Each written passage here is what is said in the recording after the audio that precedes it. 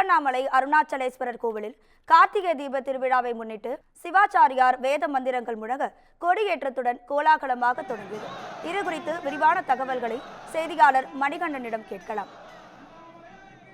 வணக்கம் மணிகண்டன். திருவண்ணாமலையில பாத்தீங்கன்னா இப்போ கார்த்திகை தீபத்தை முன்னிட்டு கொடியேற்றமானது நடைபெற உள்ளது.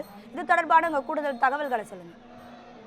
வணக்கம் ரேவதி. நிச்சயமாக திருவண்ணாமலை நகரில் உள்ள உலக பிரசித்தி பெற்ற பஞ்சபூத ஸ்தலங்களில் அக்னி ஸ்தலமாகவும் நினைத்தாலே முக்தி தரும் ஸ்தலமாகவும் விளங்கக்கூடிய திருவண்ணாமலை அருள்மிகு அருணாச்சலேஸ்வரர் திருக்கோயில் கார்த்திகை மாதத்தை முன்னிட்டு தொடர்ந்து 10 நாட்கள் திருவிழா நடைபெறுவது வழக்கு.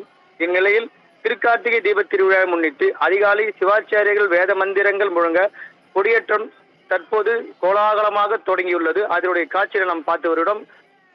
இந்நிலையில் முன்னதாக அருள்மிகு அருணாச்சலேஸ்வரர் திருக்கோயில் 2ஆம் பிரகாரத்தில் விநாயகர், முருகர், அண்ணாமலையார் உடனாகிய உண்ணாமலை அம்மன், பராசக்தி அம்மன், சண்டிகேஸ்வரர் ஆகிய பஞ்சமூர்த்திகளுக்கு சிறப்பு அபிஷேக ஆராதனை செய்யப்பட்டு பின்னர் 3ஆம் பிரகாரத்தில் அமைந்துள்ள தங்க கொடிமரத்தில் அருகே பஞ்சமூர்த்திகள் இருந்தருள பின்னர் சிவாச்சாரியர்கள் வேத மந்திரங்கள் முழங்க 63 அடி உயரம் கொண்ட தங்க கொடிமரத்தில் தற்போது கொடியேற்றம் நடைபெற்றுள்ளது. அதனுடைய காட்சிகளை நாம் பார்த்து வருகிறோம்.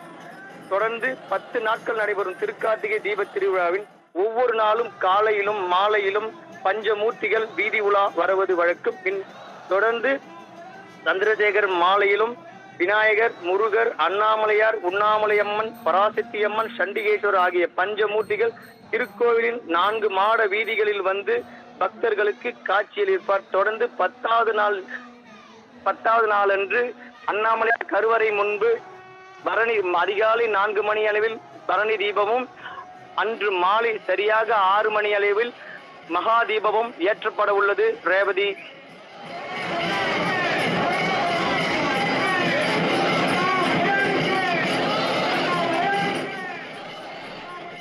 உங்க தகவல்களுக்கு நன்றி மணிகண்டன்.